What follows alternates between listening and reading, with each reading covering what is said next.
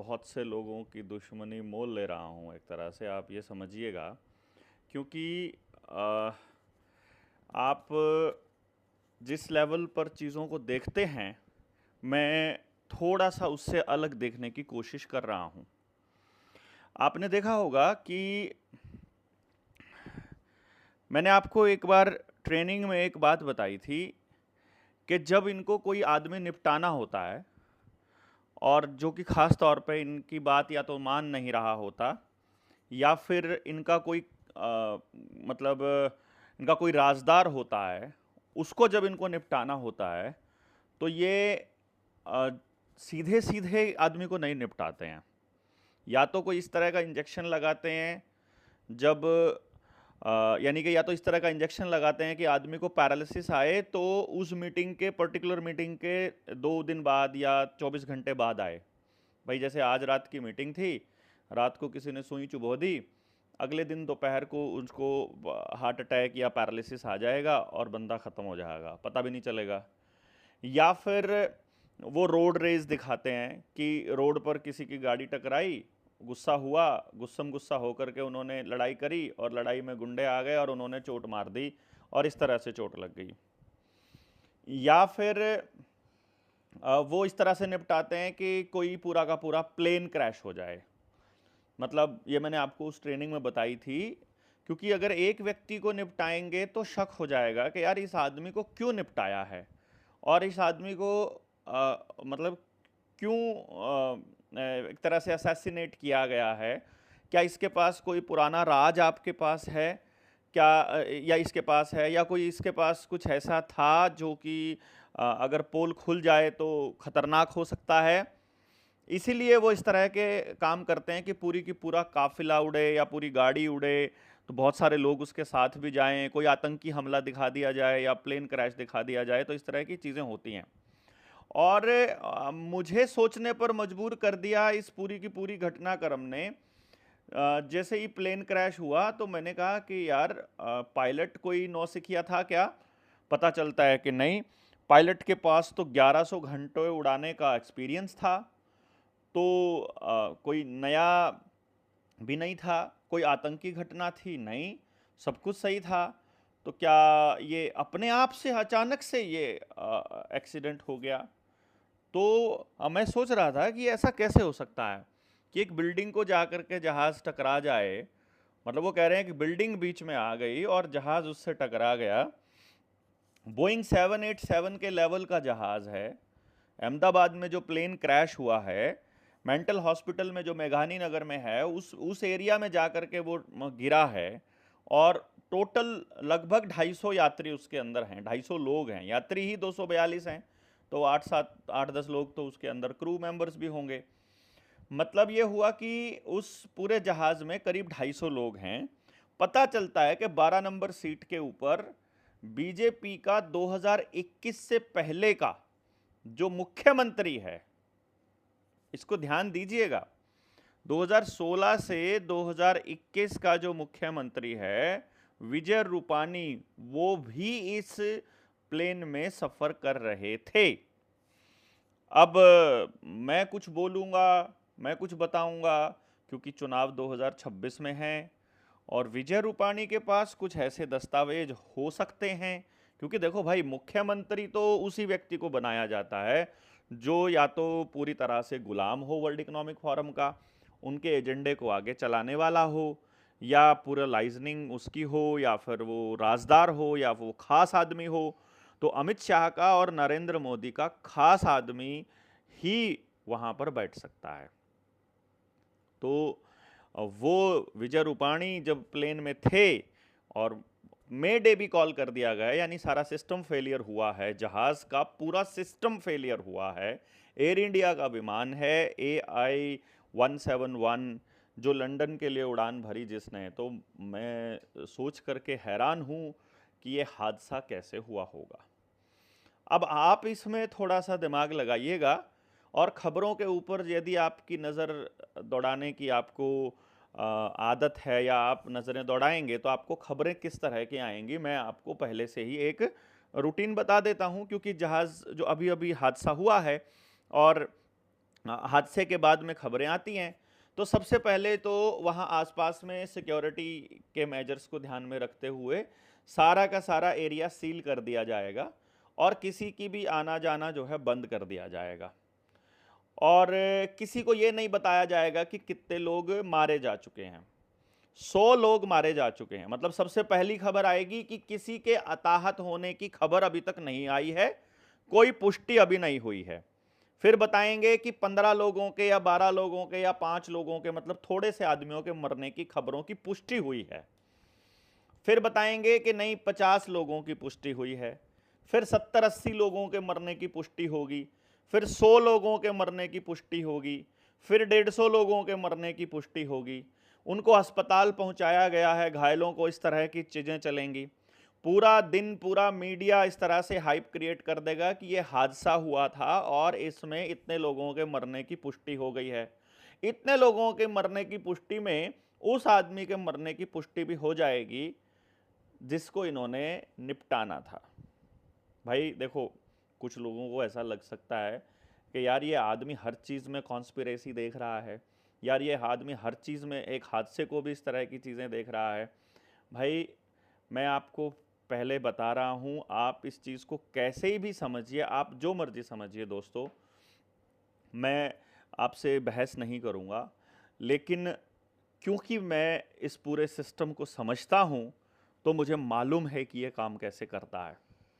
आप सब लोगों से गुजारिश रहेगी कि आप खबरों का पोस्टमार्टम करते रहिए और देखिएगा, क्योंकि अमित शाह निकल चुका है, वो वहीं था, वो आसपास ही था, कहीं वडोदरा या वडनगर या कहीं ऐसी जगह पर वो था। वहाँ से वो अहमदाबाद के लिए निकल चुका है। कुछ ही देर में वो अहमदाबाद में होगा और वो पुष्टि करके नरेंद्र मोदी को बताएगा कि जिस काम के लिए हमने काम शुरू किया था वो काम हो चुका है। बाकी वो घायलों की स्थिति का भी जायज़ा लेगा, हादसे की भी जानकारी लेगा, घायलों से मिलने अस्पताल भी जाएगा, कोई काम बचा होगा तो उस काम को पूरा भी करेगा। मैं ये नहीं कह रहा हूँ कि कोई ज़िंदा बचा होगा तो उसको निपटा करके वो आएगा, मैं ऐसा बिल्कुल नहीं बोल रहा हूँ। कहीं आप लोग ये सोच रहे हो कि मैं किसी सरकार के आदमी के ऊपर आरोप लगा रहा हूँ कि इन लोगों ने विजय रूपाणी को निपटाने के लिए सब किया। मैं ऐसा बिल्कुल भी नहीं कर रहा हूँ, क्योंकि राष्ट्रीय सुरक्षा का मामला है। मैं ऐसी कोई बात बोलूँगा तो पुलिस वाले उठा करके ले जाएंगे, तो मैं ऐसी बात बोलूँगा तो लोग भी पागल कहेंगे और हो सकता है कि ये चीज़ झूठ भी निकले। तो इसलिए मैं ऐसी कोई बात आपके सामने नहीं कहूँगा जिससे कि क्रेडिबिलिटी अपनी ख़त्म हो, जिससे कि कोई बात अपनी इस तरह की निकल के आए। तो इसके दो कारण हो सकते हैं।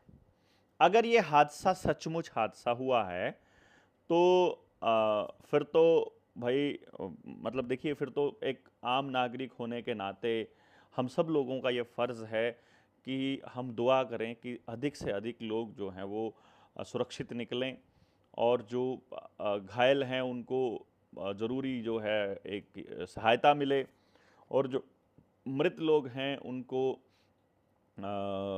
मतलब उनको सहायता मिले, जितने भी उनके परिवार वालों को हिम्मत दे परमात्मा, उनकी आत्मा को शांति दे, कि इस दुख की घड़ी में उनको ये दर्द सहन करने की ताकत दे। साथ के साथ अब जब आप इंश्योरेंस नहीं करवाते होंगे फ़्लाइट्स में, तो अब आप इंश्योरेंस भी करवाने लग जाएंगे। एक दो हादसा करने के बाद में, एक दो चीज़ें होने के बाद ही तो आप लोग उसके लिए चलते हो ना। और जो नागरिक उड्डयन मंत्रालय है उसको भी अपने नए नियम बनाने में आसानी होगी कि अब से हादसों को ध्यान में रखते हुए अब तुमको ये सब भी करना पड़ेगा, साथ में ये वेरिफिकेशंस भी करानी पड़ेंगी, ये सब भी ज़रूरी है। यानी कि कुछ भी नया करने के लिए इस तरह की चीज़ें को इस्तेमाल करता है प्रशासन तंत्र। जो ताकतवर लोग हैं, जो अपनी ताकत का मुजाहरा करते हैं, जो अपनी ताकत को दिखाते रहते हैं, वो लोग इस्तेमाल करते हैं इस तरह के हादसों को नए कानून बनाने के लिए। ये हम पहले से बोलते आ रहे हैं। आप लोगों को एक अलग आवाज़ जो है मैं कह रहा हूँ, इस अलग आवाज़ का सम्मान इसलिए करना चाहिए कि एक तरह की बात सब कर रहे हैं, उससे अलग बात कहने की मैं हिम्मत कर पा रहा हूँ। मुझे नहीं मालूम कि ये बात कहाँ तक जाएगी और किस लेवल तक लोग समझेंगे, लेकिन मैं एक अलग पहलू आपके सामने रख रहा हूँ। ये झूठ भी हो सकता है, ये सच भी हो सकता है। अगर ये सच है तो ये सच बहुत भयानक है, और मैं दुआ करूँगा परमात्मा से कि ये झूठ निकले। लेकिन अभी तक की इस यात्रा में पिछले 5-6 साल से जो लोग जानते हैं, या पिछले 8-10 साल से जो लोग जानते हैं, या जो अभी पिछले 3-4 साल से लोग जानने लगे हैं, ऐसे मामलों में बहुत कम चांस रहता है कि मेरी बात गलत रही हो, और उसकी जानकारी लोगों तक हम लोग कोशिश करते हैं कि सही पहुंचाई जाए। हमारा मकसद समाज को गलत दिशा में लेकर जाने का बिल्कुल भी नहीं है, लेकिन तस्वीर के एक दूसरे पहलू को मैं आपके सामने रख रहा हूं। आप देखिएगा कि आप इसको कैसे रखते हैं। लेकिन मुझे इतना पता है कि राफेल की जानकारी रखने वाला एक भी व्यक्ति आज जिंदा नहीं है। जो जिंदा है वो राजनाथ सिंह है, वो इस टाइम पे रक्षा मंत्री है। सुषमा स्वराज भी चले गए, पानीकर जी थे जो गोवा के मुख्यमंत्री, उनको भी इसी तरह से, मतलब आप देखिएगा अस्पताल में भर्ती होने के महीने भीतर भी वो सब जो है इस संसार को अलविदा कह गए थे। और इसी तरह से विजय रूपाणी के साथ मिलकर के अहमदाबाद में क्या क्या किया था, अगर इसकी जानकारी आप निकाल लेंगे कि कितनी झुग्गी झोपड़ियाँ खाली करवाई थी, कितने लोगों के साथ क्या घपले में शामिल रहे थे, क्या क्या एक्टिविटीज़ रही थी, ठेके पर कितने लोग लगाए थे, तो शायद आप लोगों को इसके बारे में जानकारी मिल सके कि वो किस चीज़ के राजदार रहे होंगे, नरेंद्र मोदी और अमित शाह के। बाकी इन लोगों की हिस्ट्री आप सबको पता है कि ये हर चुनाव से पहले कुछ ना कुछ इस तरह का काम करते हैं। तो हो सकता है कि आने वाले वक्त में गुजरात में जो विपक्ष है उसको मैनेज इस धमकी के साथ किया जाए, क्योंकि जब भी कोई नेता बाहर जाकर आता है, जैसे अभी चंद्रशेखर रावण विदेश जाकर आया है, आने के बाद उसके सुर अपने आप बदल जाएंगे। उसके सुर पहले वाले नहीं रहेंगे, उसके तेवर पहले वाले नहीं रहेंगे जैसे पहले रहे हैं। तो आप लोग इसको कैसे देखते हैं, कमेंट बॉक्स में ज़रूर लिखिएगा कि मेरी बातों में कितनी सच हो सकती है।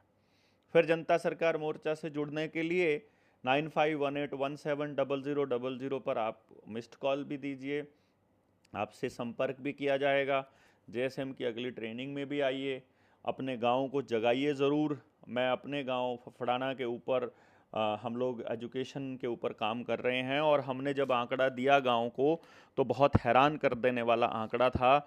मैं बहुत हैरान था। ये आंकड़े हमने इकट्ठे किए थे, सभी जितने भी हमारी बिरादरियां हैं, सभी बिरादरियों को काउंट करके उन सब के घर जा कर के हमने, हमारे साथियों ने वहाँ पूरा काम किया था। तो यदि मैं 1800 घरों का आंकड़ा अपने गांव का देता हूं, तो मोटा मोटा जब हमने इसको कैलकुलेशन किया तो 20 करोड़ रुपया हमारा प्राइवेट स्कूलों में जा रहा है गांव का, साल का। यदि इस 20 करोड़ रुपए को रोक लिया जाए, और मेरे गांव की जो पॉपुलेशन है वो करीब 6200-6300 है, 4200 मेरे गांव में वोट हैं, 4 बूथ हैं, इसमें जो टोटल 44 करोड़ रुपया हमारा बीमा जाता है, बीमे की किस्त जाती है, इंस्टॉलमेंट बीमे की, और जो खेती वाला बीमा है वो अलग है इससे। इसी में लोन जो पूरे गांव पर है वो 316 करोड़ है, जबकि हमारे गांव की टोटल आमदनी 280 करोड़ है, जिसमें से 100 करोड़ रुपया उनका खर्चा आ जाता है। टोटल गांव का हमने ये कैलकुलेशन किया था, करीब 25 से 50 लाख के बीच का एक आंकड़ा है, जो हम लोग कोचिंग पर, हमारे बच्चे जो पढ़े लिखे हैं और जो नौकरी की तलाश कर रहे हैं वो खर्चा कर रहे हैं, जो बहुत भयानक है। पेट्रोल और डीजल पर जो अननेसेसरी का जो खर्चा है हमारा, 6 करोड़ रुपया पेट्रोल का और करीब करीब 5 करोड़ रुपया डीजल का, यानी 11 करोड़ रुपया हम लोग खर्च कर रहे हैं पूरा गांव मिल करके। और सब्जी वगैरह का, धान का, गेहूं का, इन सब के खर्चे जो हैं वो अभी तक हमने घरेलू खर्चों पे कैलकुलेशन किया था, ये भी बहुत ख़तरनाक निकल। यहाँ तक कि जो हमारे रिलीजियस जो खर्चा है, यानी जो मंदिरों में जो दान करते हैं, कोई कहीं विजिट करके आ रहा है, कोई मतलब जो धार्मिक यात्राओं का जो खर्चा है, वो पूरे गांव का निकल कर आया था हमारा लगभग 2 करोड़ रुपया साल का। तो इस तरह की चीज़ें जब हमने देखी कि यार अगर गांव के लोग थोड़ा सा समझ जाएं और अपने अपने गांव पर फोकस कर लें, अगर मैं हरियाणा के 7000 गाँव से मल्टीप्लाई करता हूं इस पूरे आंकड़े को, तो आपका क्या हाल होगा अंदाज़ा लगाइए। और यदि मैं पूरे देश के गाँवों पे अगर इसका आंकड़ा लगाता हूँ, 7 लाख गाँव को अगर हम कैलकुलेशन करते हैं, तो आप इसका आंकड़ा लगाइए कि ये कितने कैसे हालात आपके होंगे और किस तरह से आपको अपना गाँव बचाना है। इसके लिए निडर इंडिया जो चैनल है अपना, उसकी प्ले लिस्ट है, उस प्ले लिस्ट में शिक्षा क्रांति निडर जेएसएम के नाम से प्ले लिस्ट का नाम है। उसको जब आप जाएंगे तो वहाँ आपको मिलेगा कि उसमें वीडियोस है कि पहले दिन हमारे साथियों से हमने क्या चर्चा की कि गांव में जाएंगे तो हमें क्या बात करनी पड़ेगी, किस तरह के लोग मिलेंगे, कैसी कैसी बातें करेंगे, और उस पूरा मतलब 14 वीडियोस हम अभी तक बना चुके हैं। सब कुछ हमने गांव के सामने रखा है और अब हमारे पास पूरे गांव में 40 लोगों की टीम है। वो 40 लोगों की टीम हमारी मतलब मैं उस टीम का हिस्सा हूँ बेसिकली। वो लीड करेंगे पूरे गांव को आगे समझाने में। और अब हम शनिवार और रविवार, यानी ये जो हमारा शनिवार और रविवार का है, हमारी तारीख हो गई आज 12, कल 13 है, तो 14 और 15 तारीख को मैं अपने गांव में रहूंगा, मोहल्ला मीटिंग्स करूंगा, मोहल्ला सभाएं छोटी छोटी, ताकि गांव में जो लोगों को लगता है कि हम उन तक नहीं पहुंचे हैं वो भी हम तक पहुंच जाएं और पूरे मिशन को हम उनके सामने रखेंगे। बाकी ये आपको पता ही है कि आप 15 साल से पुरानी गाड़ी जो है, या 10 साल से पुरानी गाड़ी डीजल की और 15 साल से पुरानी गाड़ी पेट्रोल की यूज़ नहीं कर सकते हो, लेकिन नागरिक उड्डयन मंत्रालय 50 साल पुराने जहाज़ इस्तेमाल कर सकता है। वो 100 साल पुराने जहाज़ भी इस्तेमाल कर लेगा, उसके ऊपर कोई दिक्कत नहीं आएगी, लेकिन आप इस्तेमाल गाड़ी नहीं कर पाओगे। उद्योगपतियों की सरकार ने आपको काबू करने के लिए पूरा गेम खेला हुआ है। आपको इलेक्ट्रिक व्हीकल्स जो कि चलते फिरते टाइम बॉम्ब हैं, मतलब उनको जब चाहे कंट्रोल की, देखो जिस चीज़ का कंट्रोल, जिसकी एप्लीकेशन है, जो चीज़ इंटरनेट से जुड़ सकती है, जो आपके मोबाइल से कनेक्ट हो सकती है, जिसका कंट्रोल आपके मोबाइल से हो सकता है, भाई साहब मोबाइल का ही कंट्रोल मोबाइल की कंपनी के पास है, तो जो एप्लीकेशन के ज़रिए कंपनियां कंट्रोल कर सकती हैं, तो वो गाड़ी को, मोबाइल का जैसे सॉफ्टवेयर आता है, वो उसको अगर गर्म हो रहा है तो सॉफ्टवेयर अपडेट कर दो तो गर्म होना बंद हो जाता है। कैमरे की क्वालिटी कम है तो सॉफ्टवेयर का अपडेट आ जाए तो कैमरे की क्वालिटी भी ठीक हो जाती है कंप्लेंट करने के बाद। अपडेट आ जाए तो कैमरे की क्वालिटी डाउन भी हो जाती है। तो जब उसकी क्वालिटी भी डाउन और अप हो सकती है, जब उसका गर्म होना बंद हो सकता है, तो गर्म ज़्यादा होना भी तो चालू हो सकता है। इसको समझिएगा आप कि जब कंट्रोल किसी और के पास है, किल स्विच किसी और के पास है, तो आपको कभी भी निपटाया जा सकता है। तो एक पहलू हमने पहले बताया। दूसरा पहलू ये हो गया कि आपको ज़बरदस्ती गाड़ियां बैन करने वाला, तो हमने ये पहले ही बोला है कि 30 नवंबर को राजीव भाई का पुण्यतिथि है, उस पर हम दिल्ली के अंदर इस कानून का उल्लंघन करने के लिए सविनय अवज्ञा आंदोलन की शुरुआत करेंगे कि हम आपकी बात नहीं मानते हैं, हम आपके कानून को नहीं मानते हैं, और हम दिल्ली के अंदर पेट्रोल और डीजल की गाड़ियां लेकर के जाएंगे। जनता सरकार मोर्चा के साथी सब लोगों से आह्वान भी करेंगे और इसका हम पूरी तरह से उल्लंघन करेंगे, उल्लंघन करना शुरू करेंगे। और इसके ऊपर जितने भी चालान अगर ऑनलाइन होते हैं, वो चालान भी हम लोग भरेंगे। आप देखिएगा, वैध रुपये में भरेंगे, जिसका हमने पूरा का पूरा तोड़ जो है वो निकाल लिया है। किसी का भी चालान आए हैं, आने वाले टाइम में हम लोग घोषणा करेंगे कि किसी भी भाई का कितना ही बड़ा चालान हो, उसका भुगतान हम लोग करेंगे, बिजली के बिलों का हो, दूसरा हो। इसलिए प्रीपेड लेकर के आ रहे हैं ये, कि डिजिट्स में आप रिचार्ज कराओ और आप को तब यूज़ करने देंगे। इनका भी विरोध करना है आपको, जितने बिजली के मीटर ये प्रीपेड लगाने जा रहे हैं। और कितने हरामी है ना ये लोग ना, मतलब पहले कह रहे हैं कि सरकारी पहले तो सरकारी जो कार्यालय है वहाँ पर लगेंगे, फिर सरकारी नौकरों जितने भी हैं उनके घर पे लगेंगे, और फिर सरकार के जितने भी वो हैं, बोले तो बिल्डिंग्स हैं, भवन हैं, सरकारी भवन पहले वहाँ लगेंगे, फिर सरकारी कॉलोनीज़ में लगेंगे, और उसके बाद वो लोग आप तक लेकर के आएंगे। तो आपको सरकारी कर्मचारी यदि आप हो, उसका विरोध करना है। उसके विरोध का कारण क्या है मैं आपको बता देता हूं। आपको नए मीटर का भी विरोध करना है। नए मीटर का विरोध क्या कहकर आप कर सकते हो? पहला आर्ग्यूमेंट, जो मीटर हमारे पास लगा हुआ है क्या वो गलत रीडिंग दे रहा है? यदि वो गलत रीडिंग दे रहा है तो आज तक हमसे गलत रीडिंग से हमारे से बिल क्यों लिया गया? और यदि वो सही रीडिंग दे रहा है तो फिर नया रीडिंग की क्या जरूरत है? क्योंकि उसमें चिप लगी है और वो वहीं से कंट्रोल हो सकता है, नंबर के हिसाब से, आधार कार्ड के साथ जुड़ा होने की वजह से। कि आप बात नहीं मानोगे तो आपका बिजली का कनेक्शन काटना आसान हो जाएगा। इसीलिए ये इस चिप वाले मीटर लेकर के आ रहे हैं। तो भाई आपको इसका अपने कंट्रोल का, अपनी गुलामी का विरोध आपको करना पड़ेगा। और जब वो मीटर की रीडिंग ठीक दे रहे हैं तो फिर नए मीटर की जरूरत क्या है, ये एक बड़ा सवाल है। और उसका पेमेंट भी वो आपसे वसूल कर रहे हैं। कमाल की बात तो ये है, पहले वाले मीटर की भी ले ली और दूसरे की भी। दूसरा, सेम कंपनी के ही मीटर क्यों यूज किए जा रहे हैं, रिलायंस के ही क्यों यूज किए जा रहे हैं या अडानी के ही क्यों यूज किए जा रहे हैं। और सेम मतलब उसका जो मैन्युफैक्चरिंग है वो किस तरह से मैनेज किया गया है, ये एक बड़ा सवाल है। बड़े घोटाले की तरफ लेकर के जा रहा है ये। और अंत में एक बार प्रीपेड हो गया ना, फिर तो आपने नहीं दिया तो बिजली नहीं आएगी, सिंपल। चाहे वो जितना मर्जी जुर्माना लगा दें, फिर आप कुछ नहीं कर पाएंगे। और बड़े लेवल पर इसका विरोध करना जरूरी है। तो दूसरा पहलू ये है जो मैं आपको बता रहा था कि इनका मीटर्स का विरोध करना बहुत ज़्यादा ज़रूरी है। गाड़ियों का जो इन्होंने आदेश पारित किया है, इसका भी, इलेक्ट्रिक व्हीकल्स के मैंडेट का भी, मैंडेट कोई भी हो, ज़बरदस्ती कोई भी हो, मतलब धक्केशाही किसी भी चीज़ की हो, हमें इसका विरोध करना पड़ेगा। अगर आप इसका विरोध नहीं करेंगे तो फिर बहुत महंगी कीमत आपके बच्चों को इसकी चुकानी पड़ेगी। तो एक पीढ़ी को तो संघर्ष करना ही पड़ेगा दोस्तों। वो पीढ़ी आपके वाली हो या आपकी अगली पीढ़ी हो, ये डिपेंड करता है। ऐसा ना हो कि आप फिर वैसा ही हालात पैदा कर दें कि जैसे पहली जागृति 1857 में आई थी, वो 1857 वाली क्रांति के बाद फिर 1947 90 साल में जाकर के देश आज़ाद हो। तो कहीं ऐसा ना हो कि आज अगर आप नहीं बोले और पूरे खड़े होकर विरोध नहीं किया तो 90 साल यानी अगली 2 पीढ़ियां आपकी गुलामी में ही गुजार दें। पूरे इतिहास को बदल देंगे तब तक, ये पूरे सिस्टम को बदल देंगे। किताबों से आपका रुझान वैसे ही कम हो चुका है, सब कुछ डिजिटलाइज कर चुके हैं, आप आर्टिफिशियल इंटेलिजेंस के ऊपर निर्भर हो चुके हो। आर्टिफिशियल इंटेलिजेंस से ही पूछते हो उसमें लिख करके कि किसके बारे में आपकी क्या राय है, तो आप उसी को सच्चाई मानने लग जाते हो। एक दिन साइबर अटैक आएगा और सारी जानकारियां धुल करके नई जानकारियां आ जाएंगी और नई पीढ़ी उसी को सच मानने लग जाएगी। क्योंकि एक बार आपने टीवी के ऊपर देखा राजा हरिश्चंद्र की फिल्म, आपको लगा यार बड़ी अच्छी बात है।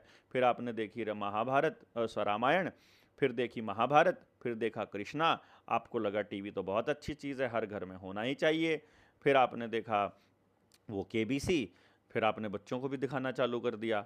एक बार बच्चों को चस्का पड़ा और फिर अब आपके बच्चे छोड़ते नहीं हैं स्क्रीन को। ये इस तरह से आपको लपेट देंगे। पहले सारी की सारी सच्ची बातें दिखाते थे, अब सारी झूठ दिखाते हैं।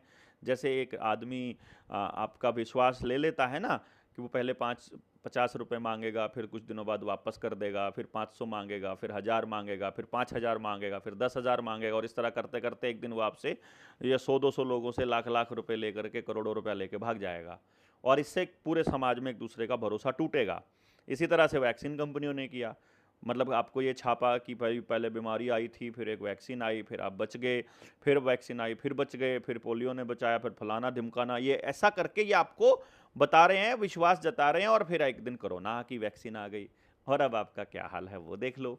इसी तरह से सरकारों का है, वो आपको दिखाएंगे कुछ और, होगा कुछ और। जैसे छोटा बच्चा होता है ना, छोटे बच्चे के केस में क्या होता है कि हम उसको जब वो किसी चीज़ की जिद कर रहा होता है तो उसे हम, जैसे गिर गया वो, तो गिरने के बाद उसको चोट लग गई तो हम उल्टा धरती को ही पीटना चालू कर देते हैं कि ओए होए होए धरती में गड्ढा कर दिया, फर्श तोड़ दिया, देखो धरती को चोट लग गई, देखो ज़मीन को चोट लग गई, अरे ये देखो तुमने तो ये कर दिया। और बच्चा खुश हो जाता है कि धरती को चोट लग गई।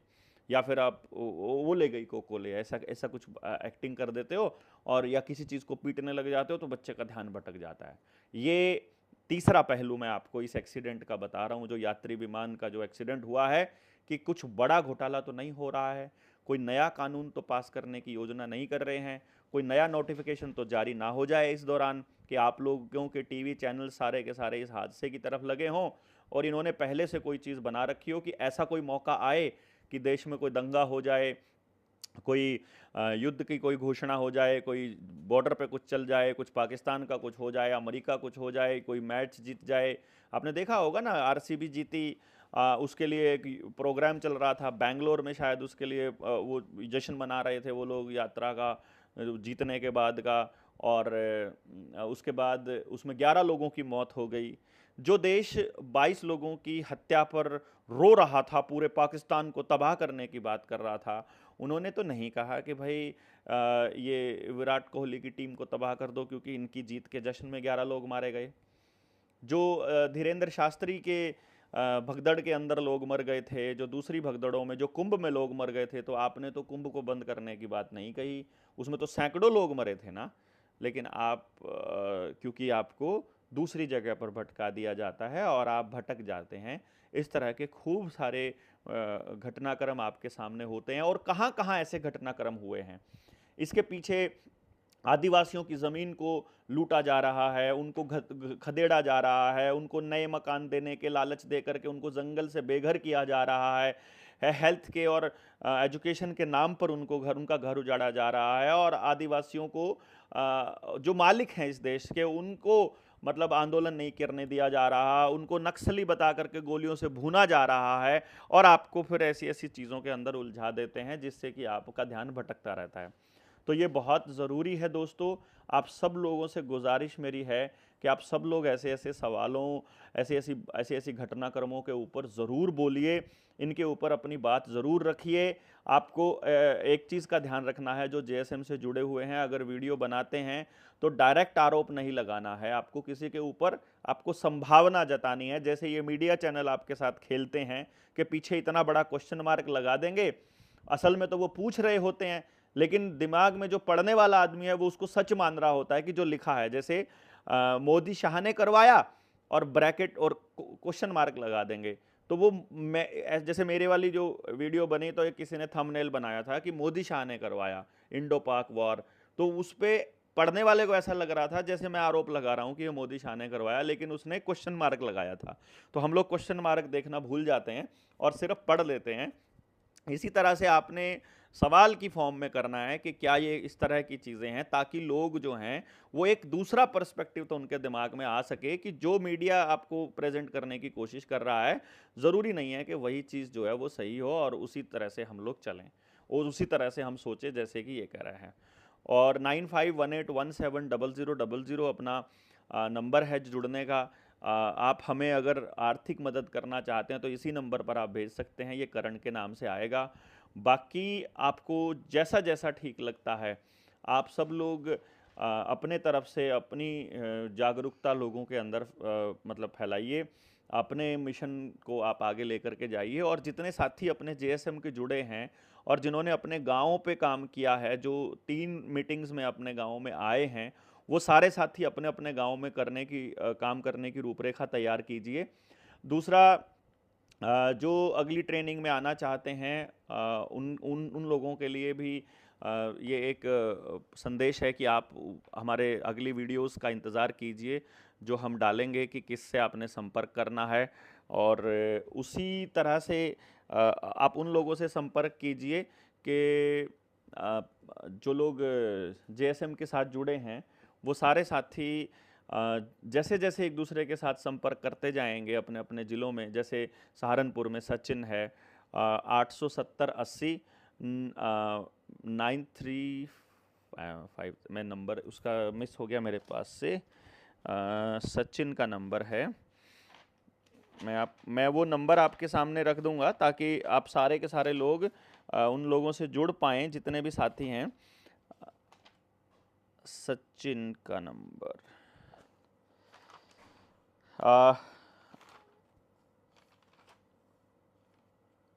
आप करण का नंबर नोट कर सकते हैं। सचिन का नंबर अपने पास नहीं है तो आप करण का नंबर नोट कर सकते हैं। मैं भूल गया, 937353 कुछ इस टाइप का। 70 दोबारा से शुरू कर रहा हूँ, 9991911784, ये करण का नंबर है। आप इनके इस नंबर पर मैसेज करके अपनी अगली ट्रेनिंग की जानकारी ले सकते हैं। आपको जेएसएम की अगली ट्रेनिंग लेनी है अगर, लगभग 50 ट्रेनिंग्स हम लोग कर चुके हैं और आपको शेयर करना है मैक्सिमम लोगों तक इस वीडियो को। 9991911784, आपको इस नंबर पर संपर्क करना है अगली ट्रेनिंग के लिए। जो जून या जुलाई में ही ट्रेनिंग होगी तो आपको अगली ट्रेनिंग का वेन्यू बता दिया जाएगा। या तो हम लोग कैथल में ट्रेनिंग करेंगे या मेरे गांव फफड़ाना में करेंगे, और चांसेस रहेगा 20, 21 और 22 तारीख, जो फ्राइडे सैटरडे संडे, उसमें हम इस ट्रेनिंग को कंप्लीट करेंगे। आप सारे लोग अपनी-अपनी वीडियोज़ के माध्यम से लोगों को जगाइए, बताइए कि किस तरह के हालात पैदा हो रहे हैं पूरे देश के अंदर और किस तरह से सरकारें आपसे झूठ बोल रही हैं, कैसे प्रोपेगेंडा रच रहे हैं, किसानों की ज़मीनों से बेघर किया जा रहा है, बुलडोज़र चला के उनके घरों को तोड़ा जा रहा है, रोज़ नौकरियों से निकाला जा रहा है, प्राइवेट लोगों को जो मतलब प्राइवेट नौकरियां ज़्यादा दे रहे हैं, वो भी टेम्परेरी हैं, कभी जुड़ रहे हैं, कभी टूट रहे हैं। इस तरह के हालात पैदा हो रहे हैं, तो मुझे लगता